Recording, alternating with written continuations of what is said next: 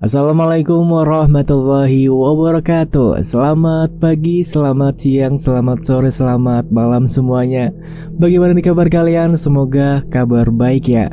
Seperti biasa, saya di sini akan membawakan cerita untuk kalian semua dan masih berlanjut cerita tentang Ngipri Ketek.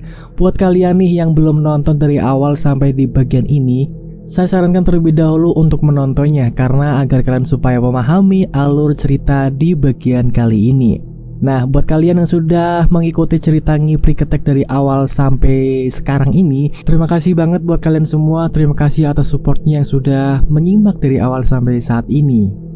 Buat kalian jangan lupa untuk absennya dong ya, dengan siapa, dari mana asalnya, tulis di kolom komentar gitu ya, buat meramaikan video ini gitu aja. Oke, sudah siap semuanya? Mari kita lanjut ke ceritanya.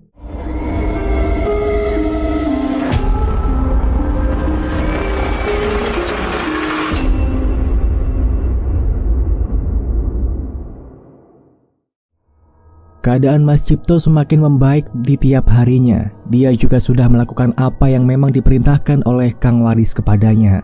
Mas Cipto dituntut untuk melakukan puasa mutih selama 1 minggu penuh. Hal ini diupayakan agar sisa-sisa serangan yang masih dalam tubuh Mas Cipto akan lebur dengan sendirinya. Selain itu juga, Mas Cipto diberikan satu pegangan oleh Kang Waris dengan cara membaca beberapa kalimat-kalimat thayyibah yang bertujuan untuk memperkuat batinnya ketika mendapati serangan yang sama seperti yang sudah terjadi kemarin hari. Malam itu, tepatnya setelah 3 hari kejadian tragedi pabrik bawang, Bapak masih mencari cara agar bisa mengetahui cara untuk menghentikan ritual pesugihan yang dilakukan oleh Raden Anggoro. Yang kali ini bersama dengan seorang anggota pemerintahan yang bernama Pak Lingga. Keduanya benar-benar ancaman yang sangat mengerikan. Jika Raden Anggoro memiliki kekuatan dalam bidang hal gaib, jika Pak Lingga memiliki kekuatan karena dia adalah salah satu penguasa di kota ini. Ketika keduanya digabungkan, maka rencana keduanya akan berjalan secara beriringan. Raden Anggoro akan dengan mudahnya mendapatkan tumbal yang notabene bukan hanya berasal dari karyawannya kelak. Namun, Raden Anggoro juga akan melebarkan sayapnya untuk meletakkan tumbal kepada orang-orang yang tidak memiliki harta dan yang tergolong secara perekonomiannya berada di menengah ke bawah. Orang-orang tersebut dapat digiring oleh Pak Lingga yang kebetulan seorang anggota pemerintahan. Dengan begitu, arti kematian bagi keduanya adalah seperti guguran bunga yang sewaktu-waktu kan tumbuh dan memekar kembali. Namun, bukan itu yang menjadi permasalahan. Jika kedua komponen ini terus-terusan melaksanakan aksinya, maka tumbal akan terus berjatuhan, keseimbangan menjadi tidak stabil, semua sandang dan pangan akan diatur oleh pemerintahan bukan oleh Tuhan. Dan yang lebih mengerikan lagi, bisa saja Raden Anggoro akan dengan jelas dan terang-terangan jika dirinya bisa memberikan kekayaan dengan cara melakukan pesugihan yang sedang dia lakukan. Jika ini sampai terjadi, maka dunia akan cepat lenyap. Orang-orang baik akan semakin menipis, kekeringan empati dan rasa peduli menjadi hal yang biasa. Drastisnya penurunan kali ini karena memang dua komponen dalam bersosialisasi benar-benar dipegang kendali oleh orang-orang yang salah. Bapak tiba-tiba meneteskan air mata. Dia teringat akan penderitaan orang-orang yang berada di luaran sana. Kematian yang tidak mendapatkan keadilan adalah hal yang biasa. Pemerintahan yang tidak peka terhadap kebutuhan rakyat adalah sebuah candu bagi para pemegang kekuasaan. Apakah ini kiamat dunia yang sesungguhnya? Kadang itu adalah kalimat yang diucapkan oleh Bapak sewaktu dirinya termenung di hadapan rumah. Sembari menatap langit yang gemerlap, cahayanya dimakan oleh awan yang melintasinya. Kadang, semilir angin memberikan sedikit kesegaran agar dirinya bisa sedikit bertahan untuk hal-hal yang perlu diperjuangkan. Dari dalam kamar, ibuku akhirnya keluar untuk mengecek keadaan Bapak. Sepertinya, ibu juga merasakan apa yang memang Bapak rasakan saat itu. "Pak, Bapak masih termenung sendiri di sini. Ada apa emangnya?" tanya ibu. "Bu, jika Raden Anggoro dan pihak Lingga berhasil menjalankan apa yang selama ini mereka rencanakan, maka banyak orang-orang kecil yang akan menjadi tumbal. Terlebih lagi, bagi mereka yang tergolong perekonomiannya menengah ke bawah. Kasihan mereka, Bu." Ibu menyadari jika Raden Anggoro bukan orang biasa. Dia sengaja menggandeng anggota pemerintahan untuk bisa mendapatkan kendali lebih. Begitu juga dengan Pak Lingga. Dia sengaja mengikat Raden Anggoro agar dirinya bisa mendapatkan keuntungan dengan cara dukungan dan memanipulasi yang Raden Anggoro lakukan agar bisa duduk tenang di kursi pemerintahan. Sejahat itu mereka berdua dalam mewujudkan ambisinya. Siapa yang menghalangi keduanya?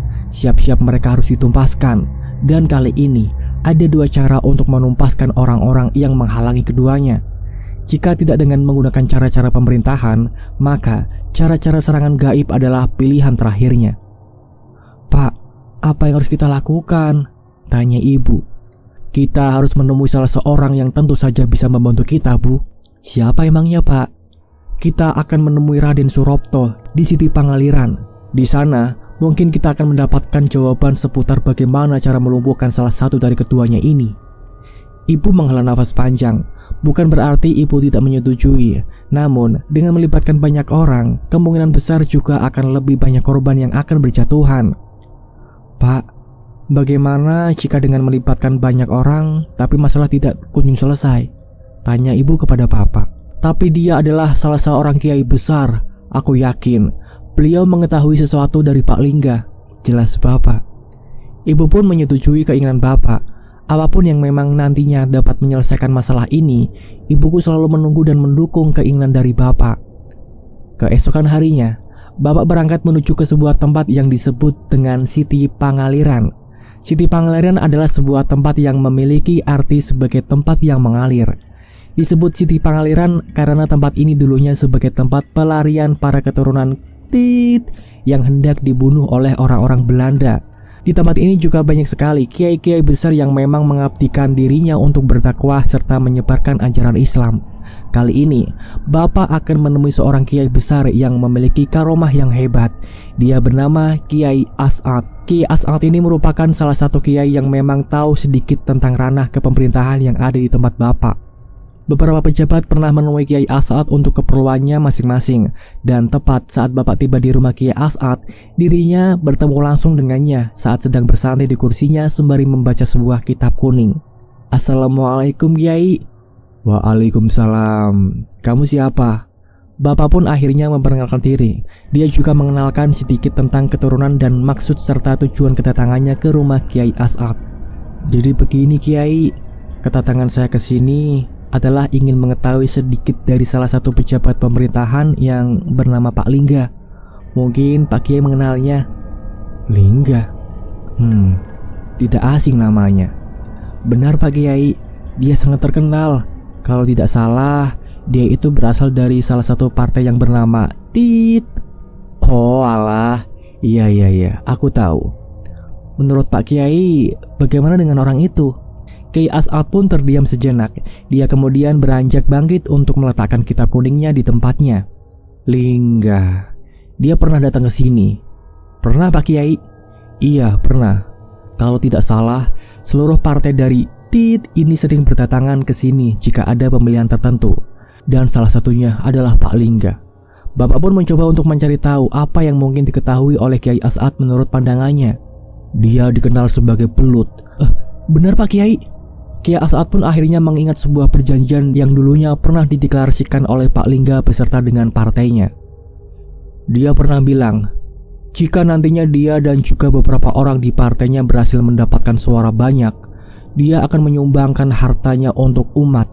Tapi nyatanya, manusia cepat luput ketika dia diberikan harta yang tidak ada nilainya di mata Allah Subhanahu wa Ta'ala. Jelas Kiai As'ad. Mengetahui hal tersebut, bapak pun akhirnya sedikit tahu terkait jejak perjalanan dari Pak Lingga. Dan sebuah sebutan yang diarahkan oleh Pak Kiai As'ad kepada Pak Lingga benar-benar tepat dan sesuai dengan apa yang dikatakan oleh Kang Waris. Pak Lingga disebut dengan belut karena tubuhnya yang licin. Dia juga dikenal dengan orang yang licik karena menghalalkan segala cara untuk bisa menduduki kursi pemerintahan. Salah satu tragedi yang terkenal adalah tragedi pembunuhan seorang anggota pemerintahan yang ternyata itu adalah pasangan Pak Lingga sendiri sewaktu mencalonkan. Dengan menempati kursi pemerintahan dan langgeng di sana, kini Pak Lingga yang akhirnya bekerja sama dengan Raden Anggoro juga sepertinya akan menusuk Raden Anggoro dari belakang. Karena sifatnya yang tidak mau mengalah, mungkin saja entah Raden Anggoro terlebih dahulu atau Pak Lingga sendiri yang nantinya akan hancur. Sebentar lagi dia akan mendapatkan balasan apa yang memang telah dia perbuat, jelas Kiai As'ad kepada bapak. Bapak pun menunduk paham. Setelah merasa telah cukup, bapak pun akhirnya menuju ke tempat Raden Surapto. Diketahui ketika Raden Surapto disebut-sebut ingin dijadikan tumbal, dia disuruh oleh Kang Waris untuk lari ke tempat ini yang disebut dengan Siti Pangaliran. Raden Surapto yang merupakan paman dari Raden Angkara ini adalah orang yang tidak banyak bicara. Saat bertemu dengan bapak, Raden Surapto hanya tersenyum sembari menepuk pundak bapak sebanyak 3 kali. Bapak pun akhirnya menceritakan terkait kejadian terbaru yang baru-baru saja gembar saat ini. Dia menceritakan terkait tragedi pabrik bawang yang menelan 5 korban jiwa, dan kelimanya meninggal dengan cara yang mengenaskan di mana saat pertama kali ditemukan. Kelimanya tidak menggunakan selai kain pun yang menutupi tubuh mereka. Mengetahui berita itu, Raden Surapto pun berkata kepada bapak, "Sebentar lagi, semuanya akan terbongkar. Sabar aja." Bapak hanya mengangguk paham. Menurutnya, dengan mendapatkan informasi dari Kiai As'ad itu sudah lebih dari cukup. Kini bapak hanya tinggal memperjelas lagi akan penjelasan dari Mas Cipto yang kebetulan masih dalam masa pemulihan. Setelah berada di tempat Siti Pangaliran cukup lama, bapak pun akhirnya pulang ke rumah. Tujuan bapak adalah ingin ke rumah Kang Waris sembari mengetahui keadaan terbaru dari Mas Cipto yang katanya masih dalam masa pemulihan. Akan tetapi, di tengah perjalanan, bapak mendapatkan sebuah bisikan kematian. Bisikan ini disebut dengan lelayu atau berita kematian. "Cepat, bantu saudaramu, dia hampir mati." Bapak tahu bisikan itu bukan bisikan biasa. Dia pun segera menuju ke rumah Kang Waris untuk menyampaikan bisikan aneh ini. Setibanya di rumah Kang Waris, bapak terkejut saat melihat banyak tanaman Kang Waris yang sudah layu. Dengan pertanda sejelas ini, bapak bisa memastikan akan ada kejadian buruk yang menimpa orang-orang terdekatnya. Bapak pun mengetuk rumah Kang Waris, dan tidak lama kemudian Kang Waris membukakan pintunya untuk bapak. "Kang, saya baru saja mendapatkan bisikan." "Ayo berangkat." "Hah? Kemana, Kang?" "Ke rumah Cipto. Ada yang tidak beres dengannya." Bapak pun mengikuti arahan dari Kang Waris. Mereka berdua pun akhirnya berangkat untuk menuju ke rumah Cipto. Selama dalam perjalanan, bapak masih memikirkan apa yang sedang terjadi sebenarnya. Bisikan yang baru saja didengar oleh bapak ternyata telah diketahui juga oleh Kang Waris. Itu artinya ada sesuatu yang tidak beres yang sedang menimpa salah seorang terdekat bapak. Dan Kang Waris, dia mengatakan bahwa ada sesuatu yang telah terjadi kepada Mas Cipto. Apakah ini bagian dari rencana yang telah dirangkaikan oleh Raden Angkara dan juga Pak Lingga? Setibanya mereka berdua di rumah Mas Cipto, Kang Waris sudah merasakan sesuatu dari dalam rumah Mas Cipto. Bapak pun mengawalinya dengan cara mengetuk pintu rumah Mas Cipto. "Assalamualaikum, Mas." Namun tidak ada jawaban sama sekali. "Mas Cipto, ini aku dan Kang Waris." Tetap saja tidak ada sahutan yang berasal dari dalam rumah Mas Cipto. "Mas, tunggu sebentar," ucap Kang Waris. Tiba-tiba terdengar suara yang mengerikan yang berasal dari dalam rumah Mas Cipto. Suara itu benar-benar sangat familiar di telinga bapak. Bapak seperti pernah mendengar suara itu di salah satu tempat. "Mati, bakal mati." Kang Waris pun meminta kepada bapak untuk mendobrak pintu dengan cepat. Tampaknya Kang Waris telah kecolongan. Saat pintu berhasil didobrak dan terbuka, mereka berdua pun terkejut saat melihat Mas Cipto sedang terbaring di lantai dengan perut yang kembali membesar. Lalu dari ujung dapur, bapak dan juga Kang Waris melihat sosok kepala berwarna hitam dengan sorot mata yang tajam sedang mengintip di sana. Ternyata ini semua adalah ulah dari jin kala ireng yang kembali memasukkan sesuatu ke dalam perut Mas Cipto. Sewaktu Kang Waris ingin mengejar jin tersebut, tiba-tiba Mas Cipto mengeluarkan darah dari mulutnya.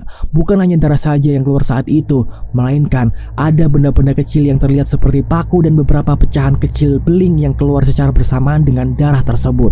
"Cepat bawa ke rumahku!" teriak Kang Waris. Bapak dan Kang Waris pun membawa Mas Cipto menuju ke rumahnya. Dengan menaiki sepeda motor sebenarnya tidak terlalu bagus untuk Mas Cipto. Namun kebetulan saat itu sedang dalam kondisi yang sangat darurat. Mereka pun nekat untuk membawa Mas Cipto dengan cara seperti itu. Setelah tiba di rumah Kang Waris, bapak dan Kang Waris segera mengangkat tubuh Mas Cipto untuk dimasukkan dalam ruangan khusus. Saat itu, bapak melihat dengan jelas sorot tajam Kang Waris yang benar-benar penuh dengan amarah. Dia sangat marah karena sesuatu yang dimasukkan ke dalam tubuh Mas Cipto ternyata bagian dari kekuatan dukun suruhan dari Pak Lingga yang berasal dari salah satu kota di daerah utara. "Arto, tolong masakkan air hangat." "Iya, Kang." Bapak pun segera memasak air hangat pesanan dari Kang Waris. Belum tahu juga apa kegunaan air hangat tersebut. Namun, sewaktu bapak berada di dapur, dia mendengar suara teriakan dari Mas Cipto. Mas Cipto benar-benar tersiksa hidupnya karena telah membeberkan rahasianya kepada Kang Waris dan juga bapak. Setelah selesai memasak air hangat, bapak pun segera membawanya ke kamar tersebut. Namun, kamar masih dikunci dari dalam. "Kang, airnya sudah selesai dimasak." Kang Waris pun langsung membukakan pintu. Dia meminta kepada bapak untuk membantu mengeluarkan sesuatu yang berada di dalam perut Mas Cipto. Saat bapak masuk ke dalam ruangan tersebut, bapak sudah melihat perut Mas Cipto benar-benar membesar. Kali ini, diameternya benar-benar tidak seperti hari itu. Lebih besar seperti orang yang dimasukkan balon ke dalam perutnya. Kang, ini kenapa? Ini ulah dukun suruhan Pak Lingga, jawab Kang Waris. Kang Waris pun menyuruh kepada bapak untuk memegang kedua tangan dari Mas Cipto. Aku akan mengeluarkan sesuatu yang berada di dalam perut Mas Cipto dengan metode telur. Siapa tahu perutnya benar-benar seperti semula lagi. Perlahan, Kang Waris mengambil beberapa butir telur, lalu dia gesekkan telur tersebut ke perut Mas Cipto. Teriakan Mas Cipto semakin kencang. Bapak sebisa mungkin untuk bisa menahan kedua tangan Mas Cipto yang terus memberontak untuk dilepaskan karena rasa sakit yang benar-benar membuatnya menderita.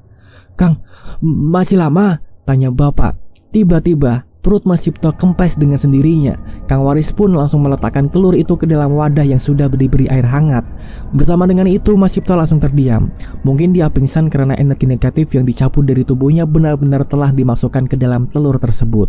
Saat dimana telur itu diletakkan ke dalam wadah yang sudah berisi air hangat, hal yang mengejutkan pun terjadi. Dengan seketika telur tadi pecah dan mengeluarkan beberapa material tajam serta hewan-hewan kecil seperti cacing dan yang lainnya. Bapak yang melihat fenomena mengerikan itu langsung mual karena tidak tahan mencium bau amis yang dihasilkan dari telur tersebut. Sekarang, buanglah ini di luar. Bapak pun segera membawa wadah yang berisi telur lengkap dengan isinya yang benar-benar mengerikan itu keluar rumah. Namun, betapa terkejutnya bapak saat mendapati seseorang yang dia kenali berada di luar rumah Kang Waris. "Bagaimana kabarmu, Arto?" ucap orang tersebut dengan menggunakan blangkon khas Keratit. Kau? Orang tersebut langsung berjalan meninggalkan rumah Kang Waris sembari menjatuhkan sebuah potongan tulang kaki yang kemungkinan besar itu adalah tulang manusia yang diambilnya dari salah satu makam. "Tunggu!" Bapak pun segera membuang air itu dan meletakkan wadahnya begitu saja sembari mengejar orang yang dia kenal. "Apa yang telah kau berbuat kepada Cipto?" Orang itu menolehkan wajahnya ke arah bapak sembari berkata, "Kamu ingin tahu tragedi pabrik bawang itu kan? Maka dari itu, datanglah ke rumah keluarga Ningrat. Aku akan memberitahumu sesuatu tentang tragedi itu." "Tapi..." Orang itu adalah Raden Angkoro. Dia perlahan meninggalkan bapak dan menghilang dalam kegelapan malam. Dan saat bapak melihat benda yang dijatuhkan oleh Raden Angkoro, ternyata benda itu adalah media untuk membunuh Mas Cipto. Tidak lama kemudian Kang Waris keluar dari rumah. Dia melihat bapak sedang memegang tulang itu dengan ekspresi yang sangat datar. "Arto, apa itu?" Kang Waris pun mendekati bapak yang masih memegang potongan tulang kaki manusia yang dijatuhkan oleh Raden Angkoro. "Barusan Raden Angkoro mendatangi rumah ini. Dia menjatuhkan tulang ini dan berkata bahwa aku harus menuju ke rumah keluarga Ningrat jika ingin tahu terkait tragedi pabrik bawang yang sebenarnya," jelas bapak. Kang Waris pun langsung mengambil potongan tulang itu dan akhirnya memberitahu kepada bapakku terkait hal yang disembunyikan di tulang tersebut. "Lihatlah baik-baik, Arto." Kepada tulang tersebut, dengan seketika tulang itu langsung berubah total. Di beberapa bagian terdapat tulisan Arab yang menandakan ada sesuatu yang tertanam di dalam tulang tersebut. Ini adalah buhul, biasa digunakan untuk menyantet seseorang. Jika kamu pergi ke rumah keluarga Ningrat, kamu tidak akan selamat, jelas Kang Waris kepada bapak. "Tapi bagaimana cara kita agar tahu tentang tragedi pabrik bawang itu, Kang?" "Cipto adalah kuncinya. Selama kita menjaga dan melindunginya, kita akan tahu informasi selengkapnya. Tapi sampai sini aku sudah tahu tragedi pabrik bawang itu. Prioritas kita sekarang adalah bagaimana menghentikan pejabat keparat itu beserta tukunya." Bapak paham, ternyata dirinya hampir saja terjebak oleh rayuan Raden Angkoro yang mungkin saja itu adalah cara satu-satunya untuk memancing bapak agar mau mendatangi rumah keluarga Ningrat lagi. Dengan ini bapak dan Kang Waris akhirnya menjaga Mas Cipto untuk beberapa saat. Untungnya selama penjagaan itu dilakukan, tidak ada lagi serangan-serangan aneh yang menimpa Mas Cipto. Sampai akhirnya Mas Cipto pun berhasil diselamatkan dan sembuh kembali. Dengan begini, Kang Waris dan juga bapak mampu mengetahui apa yang belum diceritakan secara utuh oleh Mas Cipto terkait tragedi pabrik bawang yang membuat 5 karyawan meninggal secara misterius. Dan tepat di 1 minggu setelah penyerangan itu, Mas Cipto pun akhirnya menceritakan yang sesungguhnya terkait tragedi dari pabrik bawang.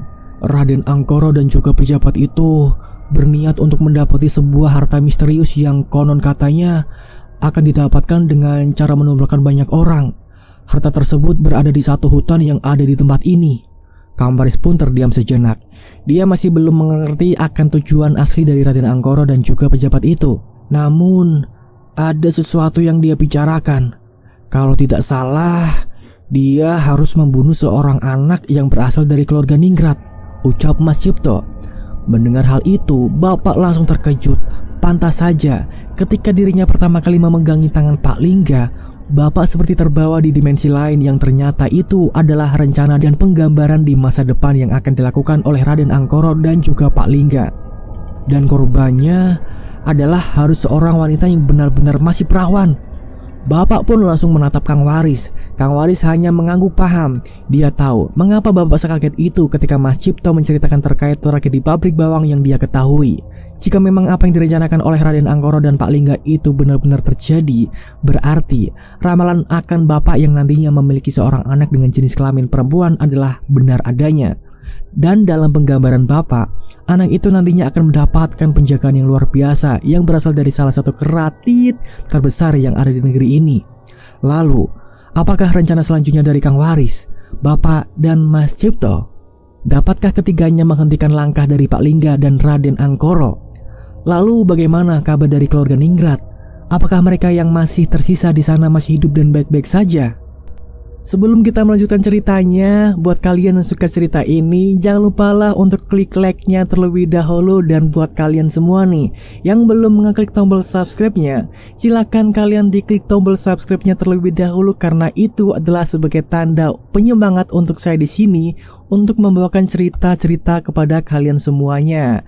Dan untuk meramaikan channel ini, kalian bisa tulis apa aja di kolom komentar selagi itu positif ya. Baik itu kritik dan saran, ataupun kalian bisa absen dari mana, siapa, dari mana kotanya, seperti itu ya. Dan buat kalian yang pengen selalu update cerita terbaru atau part terbaru dari channel Dimensi Mimpi, kalian bisa klik tombol loncengnya, karena supaya ketika saya upload video terbaru, kalian langsung melihat notifikasinya dan kalian bisa langsung gercep untuk menontonnya. Oke, jika semuanya sudah semua, mari kita lanjutkan ceritanya lagi. Gaskan. Malam itu, Bapak dan Ibuku sedang berada di ruang tamu sembari membicarakan perkembangan dari Mas Rahardian. Ibu juga sempat menanyakan terkait perkembangan dari Mas Cipto. Ibu sangat khawatir jika Mas Cipto bakal menjadi tumbal selanjutnya. Seluruh pertanda yang menjerumuskan kepada Mas Cipto bahwa dia adalah tumbal selanjutnya benar-benar terlihat dengan jelas. Apalagi Mas Cipto menjadi bulan-bulanan dari pengejaran jin kala ireng. Jika Kang Waris tidak menjaga Mas Cipto, kemungkinan besar nyawa Mas Cipto akan melayang dan dinobatkan sebagai tumbal selanjutnya dari rencana yang dijalankan oleh Raden Anggoro dan juga Pak Lingga. Pak, bagaimana dengan keadaan Mas Cipto? Perutnya sudah mengecil lagi kan? Tanya ibu.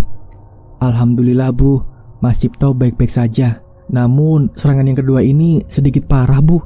Sampai-sampai sesuatu yang berada di perut Mas Cipto benar-benar terdapat benda yang mengerikan. Hah? Maksud Bapak benda apa itu Pak? Pada serangan yang pertama, dari bagian dubur Mas Cipto keluar belut. Dan yang sekarang, ketika menggunakan metode telur, sesuatu yang berada di dalam perut Mas Cipto berisi paku-pakuan dan jenis benda tajam lainnya, bahkan serangga-serangga kecil. Tiba-tiba, ibuku langsung menutup mulutnya. Dia membayangkan jika serangan itu benar-benar mengena pada dirinya. Bapak yang melihat hal itu hanya terdiam. Ibu sudah terbiasa sering terbawa suasana orang yang sedang bercerita.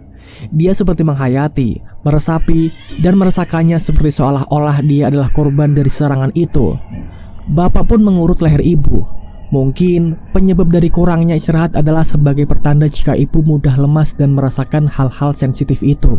Sudahlah Bu, sebentar lagi kita akan menghentikan itu semua. Ibu menatap wajah Bapak. Warna hitamnya sedikit meninggi seperti menandakan rasa ketidakpercayaan diri terhadap apa yang dikatakan oleh Bapak.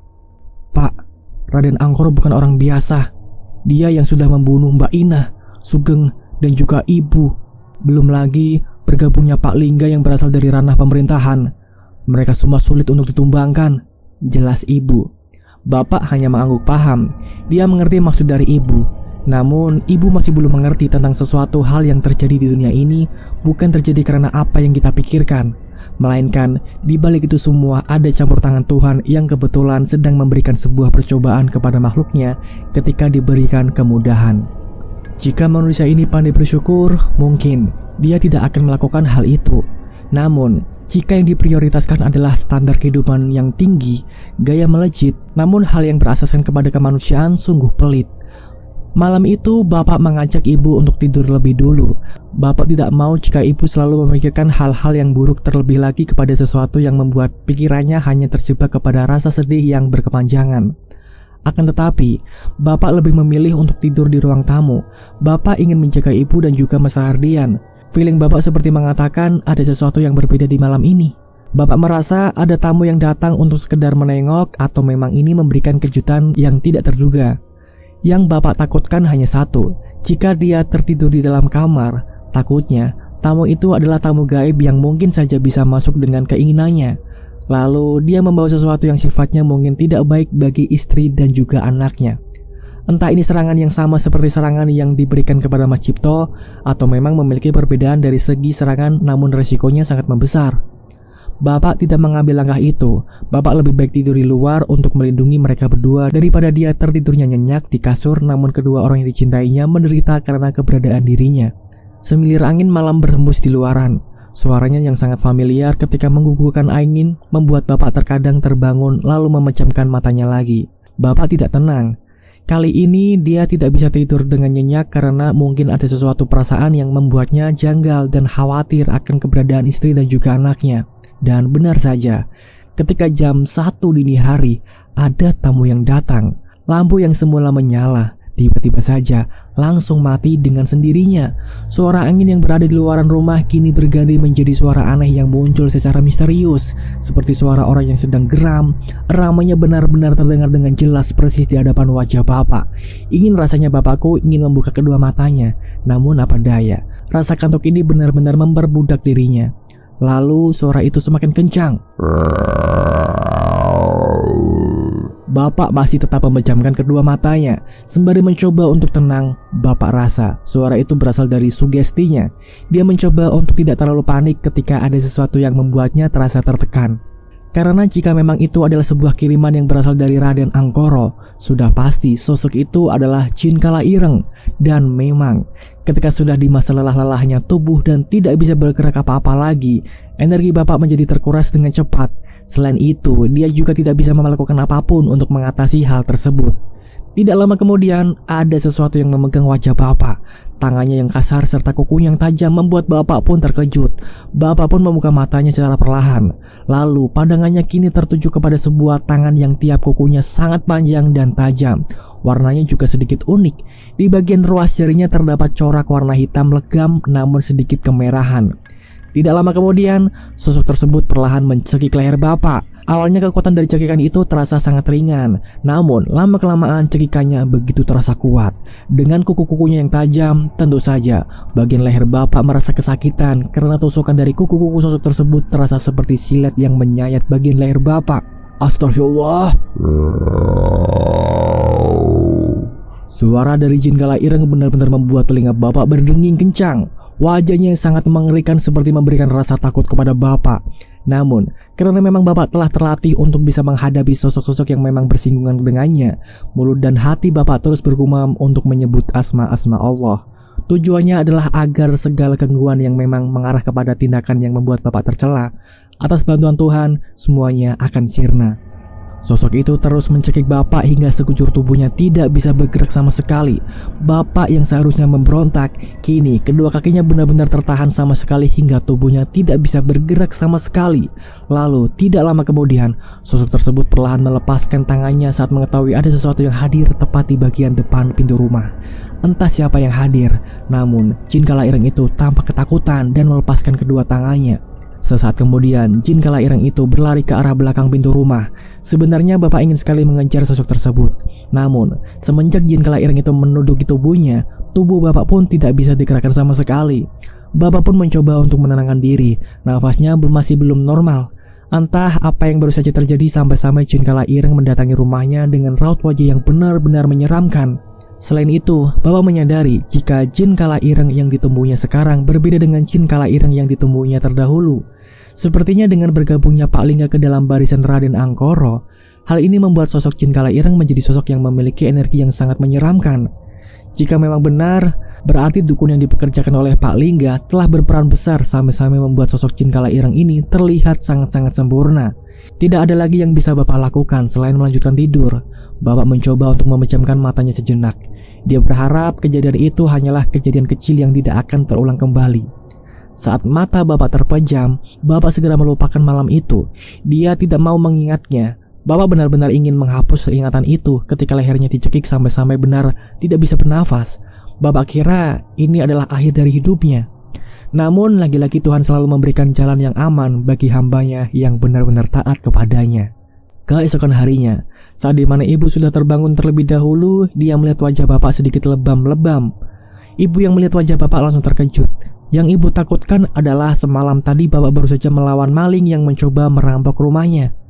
"Pak, bangun Pak. Pak, wajah Bapak kenapa?"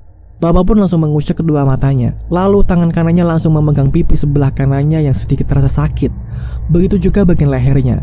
Cengkraman semalam yang dilakukan oleh jin kala ireng ternyata memberikan dampak yang besar bagi tubuh Bapak.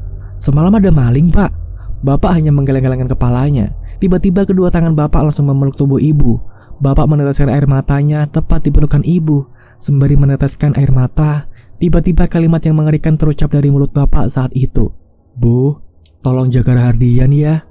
Kalau semisal Bapak nggak bisa selesaikan pesugihan ini, tolong bawa lari Rahardian. Jangan sampai dia tahu kalau saudara-saudaranya melakukan praktek pesugihan ini," ucap Bapak. Ibu pun langsung melepaskan pelukan itu. Raut wajah ibu seketika berubah. Ada rasa cemas dalam hatinya. Siapa tahu apa yang memang ibu rasakan benar-benar sama seperti apa yang Bapak rasakan saat itu. "Pak, semalam siapa yang datang?" "Kiriman dari Raden Anggoro, Bu." "Siapa?" "Jin kala ireng." Ibu pun mengusap air mata Bapak yang bercucuran. Ada perasaan aneh yang ibu rasakan sewaktu dirinya mengusap air mata Bapak. Air mata itu terasa sangat hangat dan tulus. Tampaknya kedatangan jin kala ireng itu memiliki maksud lain. "Ini gak ada kaitannya sama Mas Cipto kan Pak?" Bapak menggeleng-gelengkan kepalanya. Dia tidak tahu apa maksud kedatangan dari jin kala ireng itu. "Bisa jadi jin kala ireng itu mau membunuh Bapak, Bu." "Astagfirullah Pak, istighfar." "Bapak serius, Bu? Jadi luka lebam di pipi dan leher ini akibat ulah si jin kala ireng?" Bapak menganggukkan kepalanya. Dia kemudian menceritakan secara detail kejadian itu kepada ibu. Baru kali ini Bapak merasa ketakutan. Ketakutan yang mendalam bukan karena serangan itu. Namun selain nyawanya yang menjadi taruhannya, Bapak juga belum bisa menyelamatkan orang-orang yang ada di sekitarnya. Dampak dari persatunya Pak Lingga dan Raden Anggoro benar-benar memberikan ketakutan bagi Bapak sendiri. Belum ada cara bagaimana untuk bisa memisahkan mereka berdua. Mereka berdua tahu jika orang terpenting yang sekarang masih tertawan adalah Mas Cipto. Mungkin dengan ditawannya Mas Cipto, mereka berdua memiliki rencana lain yang salah satunya adalah menyerang Bapak. Jika menyerang Bapak adalah sebagai salah satu strategi yang direncanakan oleh Raden Anggoro dan Pak Lingga, maka dengan terpaksa Kang Waris akan melepaskan Mas Cipto. Teka-tekinya sangat mudah. Jika Mas Cipto dilepaskan dari penjagaan Kang Waris, maka Pak Lingga dan Raden Anggoro akan membunuh Mas Cipto. Dengan begitu, tragedi pabrik bawang akan tertutup rapat. Orang-orang dan para warga secara perlahan akan melupakan kasus itu. Para wartawan akan kembali mencari berita yang sedang ramai. Anggota pemerintahan juga kembali sibuk menyampaikan aspirasinya kepada masyarakat biasa agar mampu dimanipulasi dengan tujuan untuk menjaga nama baik. Raden Anggoro dan Pak Lingga, dua orang ini benar-benar sangat berbahaya. Saking berbahayanya, orang-orang tidak tahu jika kejahatannya benar-benar telah melewati batas. Akhirnya ibu pun merawat Bapak untuk sementara waktu. Atas kejadian ini, ibu benar-benar menjaga Bapak dan juga Mas Rahardian. Ibu tidak mau jika nantinya jin kala ireng itu akan kembali meneror Bapak dan juga Mas Rahardian. Karena jika hal itu sampai terjadi, maka akan ada korban yang berjatuhan. Sementara itu, "Kang, Mas Arto gak kesini ya?" tanya Mas Cipto sembari memandangi Kang Waris yang sedang menyirami sebuah bunga yang sudah layu.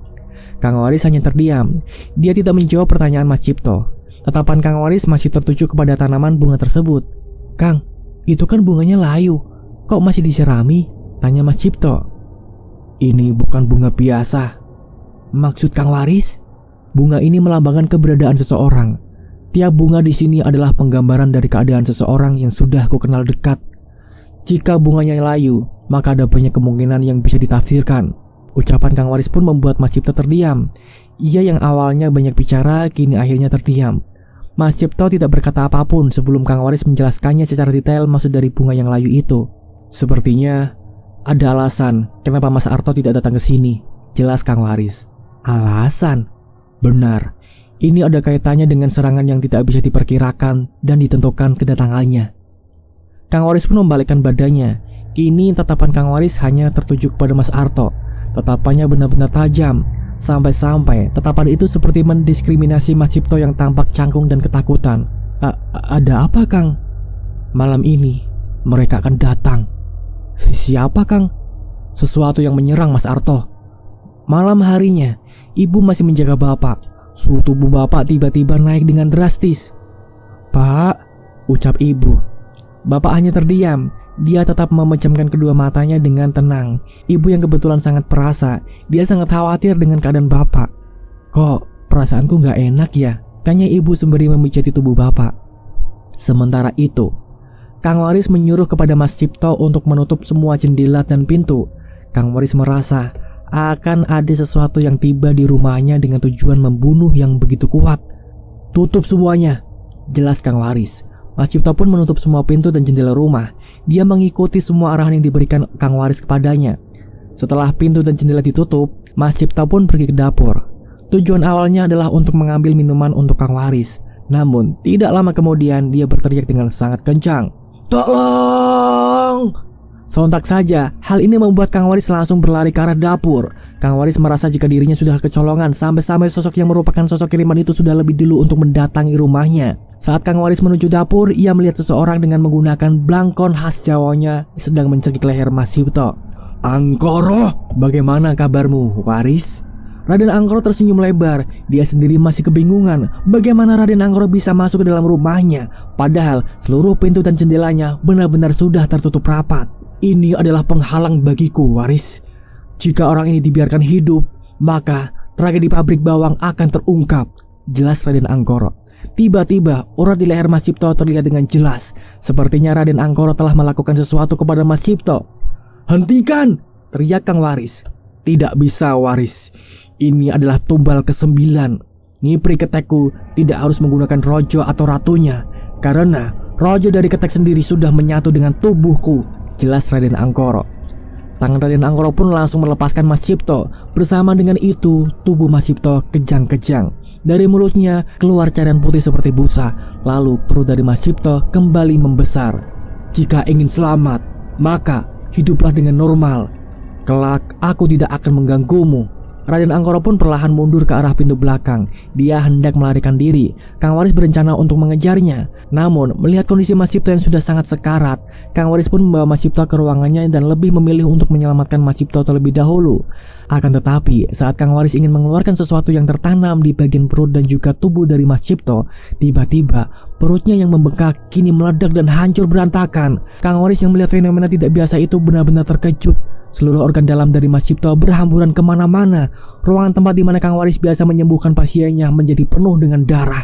Kang Waris juga hanya terdiam dengan tatapan yang tidak tahu harus bagaimana. Pasalnya, dia benar-benar terkejut melihat perut dari Mas Cipto yang tiba-tiba meledak begitu saja. Selain itu, saat Kang Waris menatap wajah Mas Cipto mengucapkan kata perpisahan untuk terakhir kalinya. Tolong selamatkan temanku. Dia bawahan dari Pak Lingga. Bawahan Pak Lingga. Tidak lama kemudian tubuh Mas Cipto tidak bergerak sama sekali. Dia meninggal dunia dengan cara yang paling mengenaskan. Kang Waris pun berteriak kencang. Dia menyesali kejadian itu karena tidak bisa membantu bahkan menyelamatkan orang-orang terdekatnya. Padahal Mas Cipto adalah pion terpenting untuk membongkar lebih dalam terkait Pak Lingga dan juga Raden Angkoro. Namun dengan kematian dari Mas Cipto, maka semua yang direncanakan oleh Kang Waris dan juga bapakku benar-benar telah usai. Kang Waris tidak memiliki pilihan lain selain melakukannya sendiri bersama dengan bapak. Namun, Kang Waris masih teringat dengan pesan terakhir dari Mas Cipto. Dia mengatakan, ada salah satu dari bawahan Pak Lingga yang kebetulan bukan bagian dari Raden Angkoro dan juga Pak Lingga. Mas Cipto meminta kepada Kang Waris untuk menyelamatkannya dari cengkeraman Raden Angkoro dan Pak Lingga. Lalu, siapakah orang tersebut yang dimaksud? Apakah orang tersebut bisa membantu untuk membongkar semua rencana dari Raden Angkoro dan juga Pak Lingga? kita akan melanjutkan ceritanya di lain waktu. Dan itulah teman-teman untuk ceritanya di part kali ini. Bagaimana nih pendapat kalian? Buat kalian yang suka ceritanya, jangan lupalah untuk klik like-nya ya. Dan kalian bisa tulis komentar apapun selagi itu positif ya tentang pendapat dari cerita ini, atau hanya sekedar absen, atau ya bagaimana yang harus saya lakukan untuk kedepannya agar channel ini bisa lebih baik lagi. Jadi gitu ya teman-teman. Nah, buat kalian yang penasaran banget dengan cerita selanjutnya, kalian boleh untuk mengklik tombol loncengnya, karena biar sewaktu-waktu saya upload video terbaru, upload cerita terbaru, upload part terbaru, kalian bisa langsung gercep untuk menontonnya. Jadi gitu ya. Nah, mungkin sepertinya sampai di sini aja dulu. Saya di sini undur pamit. Wassalamualaikum warahmatullahi wabarakatuh. Selamat bermimpi.